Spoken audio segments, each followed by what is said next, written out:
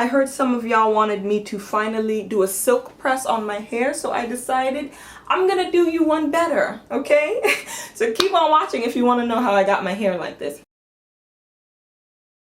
Hello everybody, welcome back to our channel.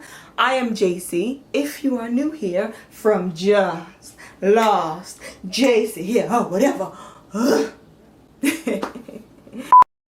So keep on watching if you want to know how I got my hair like this. Okay, so this is the packaging. This was the hair I was sent by Xrsbeauty. You can see you take it off and the hair comes beautifully packaged, so that's great. And inside the box they also have a few goodies. Came with some hair clips, a wide tooth comb, some elastic, the wig cap, and some flexi rollers.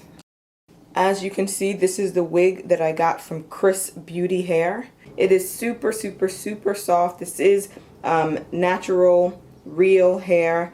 It feels super soft. You can see the lace inside. The lace is actually brown a bit, which is great because then I don't really have to add makeup to it. I love how natural it looks. The density is very natural, very realistic. I usually don't do straight hair, but I'm excited to try this out. As you can see, the hairline is given. I'm going to have all the links down below, all the specs for the wig, the length, everything. And of course, I have to hit y'all with some discounts, some deals, okay? So definitely check below if you're interested in a coupon code for 15% off. I just have to say that they did an amazing job with the hairline. Like, this thing looks so realistic. I was super nervous because, you know, I'm a real beginner, so this wig is beginner friendly, and you see all those tutorials, people plucking and plucking to get the hairline to look very much so like this. So this is perfect. This is one of those wigs that I can just slap on.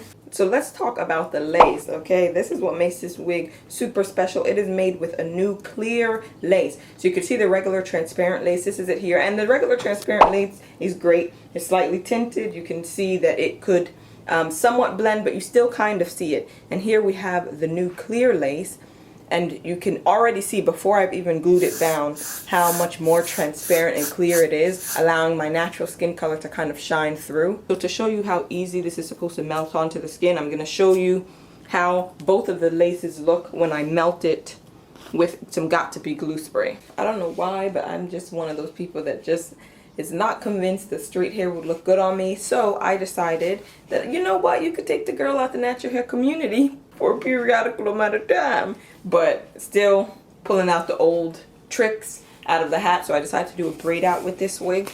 Okay, this is the wig. This is the texture of the wig after the braid out. Unfortunately though, the wig is small. I knew it was going to be small. I'm not sure if they have different sizing. Definitely check that out. But yeah, it's definitely small, so I'm not going to be able to fit it over my head completely. I am going to wear my wig cap per usual to protect my hair. This is my first time ever trying to actually lay a wig, especially one that is not curly, which is easier for me to do. So first of all, I really do not like flyaways getting in my face, so I'm using some mousse to smooth that back, and I'm going to tie the hair back so that I can better see the lace, just to get all that hair. I don't know about y'all, but I really hate having some hairs in my face. It's like, ugh, a weird feeling. Anywho, so this lace is 100% very much so transparent, and as you can see, I have a pretty low hairline. Now, because this wig didn't even fit, it's not like I can do the whole bald cap method and try and cover that up, because we're already working with a wig that is kind of big. It's not 100% sitting all the way down. As I showed, you can still see some of the cap in the back. Luckily, the hair is curled. Luckily, it's a lot of hair, so you won't really see it, and I'm fine with doing that for this. But because of that, I'm going to have to work with my natural edges as well, which I don't mind because I feel like that might help it blend better. Alright, so I started using the Got2b glue to line my edges now. Guys, I was slapping on a lot. I don't know. Again, this is my first time. It's my first time. I was slapping on a lot of Got2b glue, as you can see, and was not really thinking about where I was placing it. I did mention that I want to have some of my edges out because I do have a low hairline. It just is better, especially on the sides. The top of my hairline is fine, so I was able to cover that, but the sides come down really low, and listen, I don't want to bother. I don't want to bother.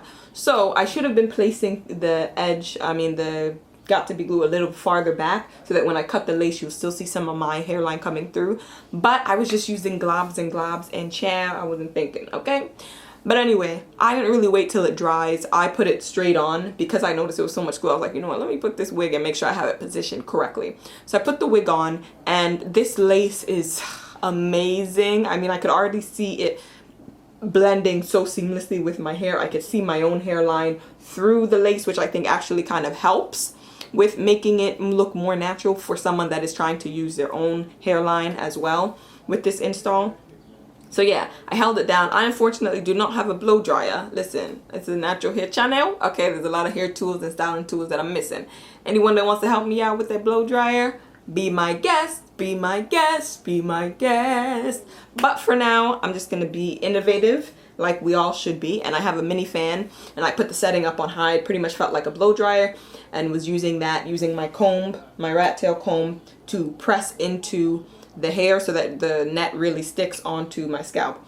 At first I was like, I don't think this is gonna dry, what's going on? And then listen, when it starts drying, you know it starts drying. So I have so much on my sideburns, especially. Oh my god, because I wasn't sure. I have so much hair on my sideburns, I didn't know what to do. Plus I know that I want to do some sort of baby hairs to cover that, and I want really long sideburns on with the wig. So I was like, you know what, it'll be fine. It's fine. So yeah, I continued to do that for a while. It took a while because I used so much glue for it to dry. But eventually it did dry, and this is what it was looking like when it was dry with the net still on. Still, I had not tied it down or anything. I'm not sure if you're supposed to, but I decided, let me just cut the lace off first and then see what we're working with. So I decided to cut the lace as close as possible as I could.